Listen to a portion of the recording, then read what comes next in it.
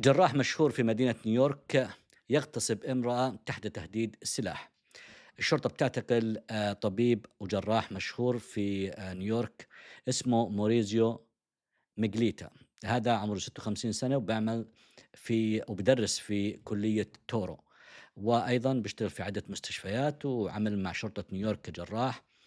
وهذا الشخص تعرّف على هذه الامرأة عمرها 28 سنة في مؤتمر طبي، وطلبت منه نصائح بخصوص عملها في الطب إنه يساعدها.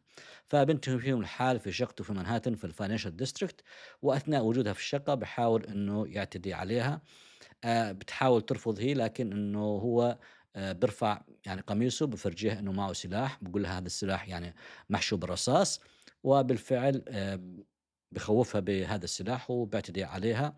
بتطلع من عنده، طبعًا هي بتقدّم شكوى، بيعتقلوا الشرطة، والآن القاضي بخصوص هذا الموضوع حَط عليه $1,000,000 كاش إنه يدفعه عشان كفالة إذا يطلع من السجن، لأنه خوفًا إنه يستغل منصبه ومعارفه في الضغط على هذه الضحية أو إنه يأذيها.